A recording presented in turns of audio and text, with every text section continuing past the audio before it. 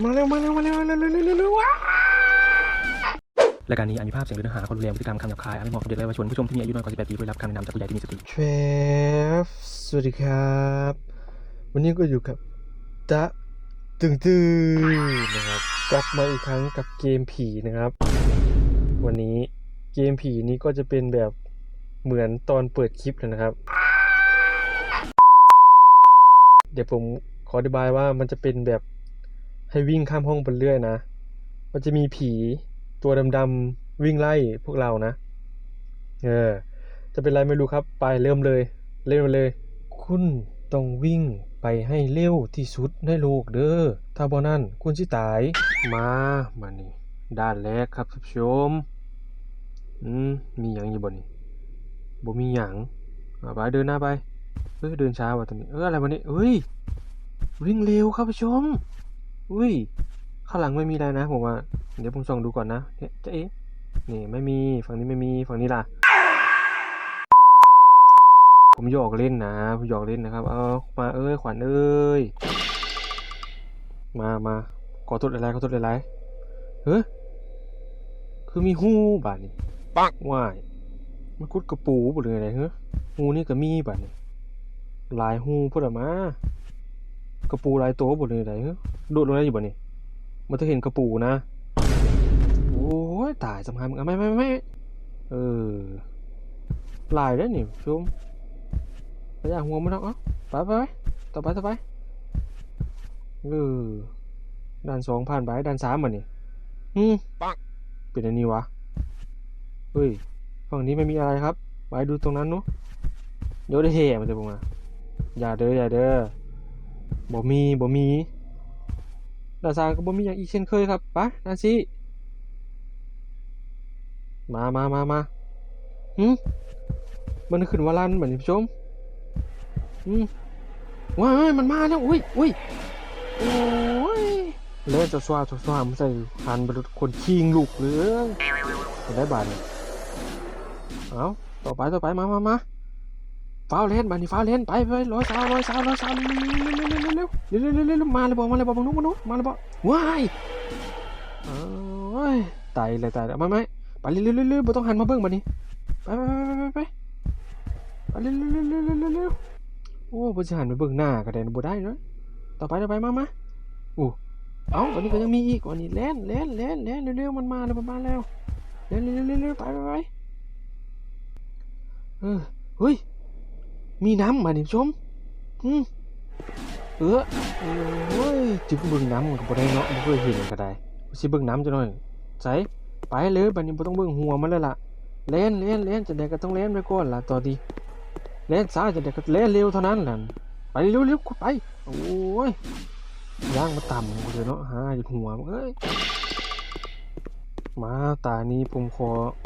หันไปเบื้องหน้ามันเลยนะผมจากเบื้องหน้ามันเลี้ยวไปนี่ก็หันมาโอ้ยมันจะเบื้องจ้ามันแห้งเล่นมาต่ำอย่าหัวมันดอกไปจิกแซกมานี่จะได้กระบอกท่านมึงดอกผมเร็วที่สุดครับไปเร็วไม่ต้องเบื้องมันเนาะ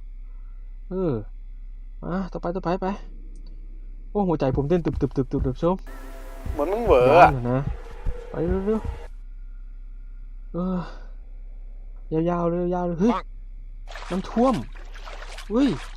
คนน้ำท่วมแบบนี้มันสิมาได้อยู่ผมชมหันหลังเบิ่งเนาะม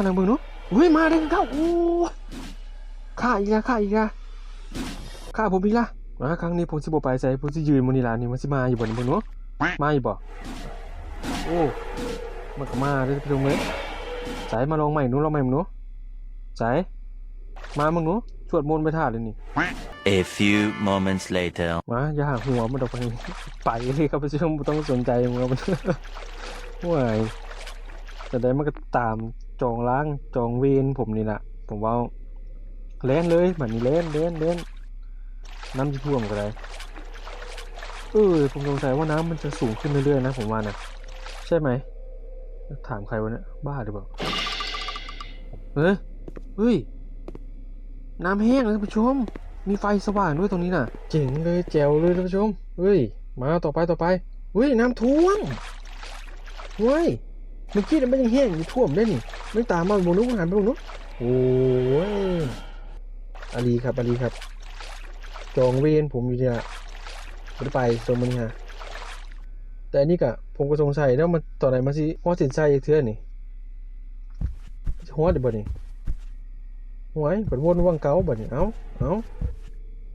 ไปเรื่อยๆผมนู้นไปเรื่อยๆผมนู้นเฮ้ยนี่มีเสาเยอะมากเลยผู้ชมไหนผมหันกลับลองหันกลับมาดูโอ้ยหันกลับก็บ่ได้อีกมันดักนะท่านผู้ชมมันดักผมหมดเลยนะนี่ผมต้องซิกแซกมันจะตามมาไหมนี่ชึบนี่บ่ได้กินผมดอกอย่างนี้ก็ได้นี่บอกวนวังเก่าแล้วบัดนี้ทำเรื่องใดเด่นเกมมันนี่ฮะห่วยไปต่อไปฮะต่อมาด้านนั้นคุดลุมกระปูบัดนี้โอ้ยจะได้นี่เอาต่อไปก็ด้านน้ำบัดนี้วนนี่แหละผมเอานี่ไปเร็วตามมาอีกเนี่ยไปวนวังเก่าบัดนี้โอ้ยด้านแจ้งด้านน้ำแห้งนี่แล้วเป็นอะไรเดี๋ยวนี้ฮะไปเร็วมันสุดอยู่บ่นี่ใจลองเลยมึงนู้นเลยไปเรื่อยนู้นมันสุดอยู่บ่ท่านผู้ชมผมว่าเนี่ยหรือว่ามันเป็นเกมให้วิ่งหนีผีผมว่าห่านกลับมาอีกแล้วด้านกุลุมกระปูนี่กูสิตกกี่ดอกบางใดบางหนึงนี่กูเบิ่งนี่เชื่อวายปังว้าวแล้วบ่ทันขาดคำเอาไม่โอ้ยเนาะไปหันหลังเบิ่งนู้หันหลังเบิ่งมันดูหลังเบิ่งถอยหลังลงมาบ่นี่